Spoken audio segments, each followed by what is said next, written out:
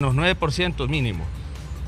En una reactivación, si lo vemos para el 2021, y donde el comercio regional, nuestros segundos socios comerciales, Guatemala y otros países de Centroamérica, y nuestro primer socio comercial, que es Estados Unidos, y lo que va a provocar es que aunque se reactiven, y en vista de que la mayor concentración de la población y de las empresas se encuentra en el sector de la micro y la pequeña y en la informalidad, entonces esa reactivación regional no nos trae mucho beneficio.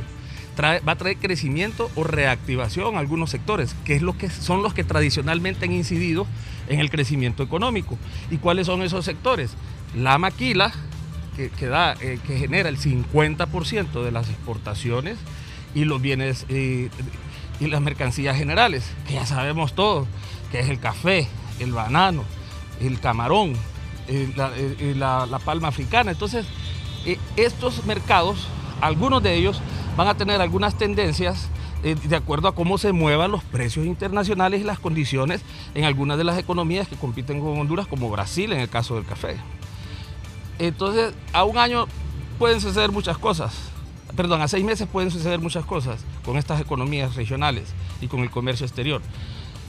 Pero en la recuperación, no en la reapertura actual, sino que en la reactivación el próximo año, si no tomamos medidas de alivio, que ya se han tomado, pero ya vamos a hablar un poco más adelante de eso, si no se toman y diseñan políticas efectivas para atender a la micro y la pequeña, eso es lo que se va a provocar, ya se ha visualizado y se ha discutido mucho, es el cierre masivo de pequeñas empresas y la pérdida de cientos de miles de empleos que puede llegar al medio millón. ¿Qué sucede? El mercado ahorita está restringido, no tenemos mercado, y si lo hay es bien restringido en el tema del consumo de bienes básicos, ¿no? Las pulperías, supermercados, etcétera. Pero entonces es una reactivación donde ya las personas no van a tener ingresos porque han perdido sus empleos, y aunque haya una reapertura en el comercio informal y en la pequeña empresa, ahí vamos a ver un problema serio. Y por lo tanto, es del momento que en esta reapertura inteligente, organizada, monitoreada, con una connotación, un matiz diferente, pasamos a la fase 1, se puedan tomar las medidas adecuadas para no caer en esa situación el próximo año. Hasta medio millón de personas podrían quedar desempleadas. ¿Cuántas empresas podrían cerrar y cómo impactaría esto, digamos, el déficit fiscal? Bien, fíjese que hay una dicotomía, porque las micro, se llaman los pequeños deudores, los pequeños jurídicos tributarios. Estas micro que están legales, que tienen su RTN y tributan, de acuerdo a la tasa de impuestos sobre renta, etcétera. Pero hay un gran sector que no tributa, y eso es un problema, porque parte de la economía informal ha estado activa en alguna forma, no los mercados, pero algún sector grande de la economía informal ha estado activo de alguna forma, pero esta gente no tributa. Entonces, el problema de la sostenibilidad fiscal por la caída de los ingresos tributarios, ¿de dónde viene? Por el cierre de la empresa formal. Como le digo, el pequeño jurídico, el mediano y el gran contribuyente. ¿En cuánto le impactaría? Más o menos.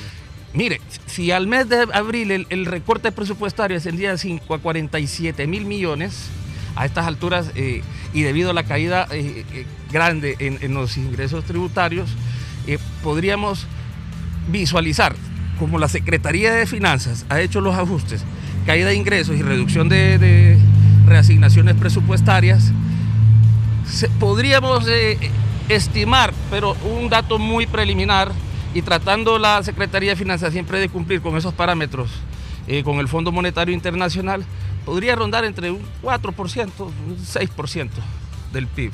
¿Y el tema de las remesas? El tema de las remesas. Fíjese que la remesa es un fenómeno que llama mucho la atención, porque a la actualidad se han recibido al mes de julio, o si no me equivoco, junio, un dato entre junio y julio, 2.800 millones.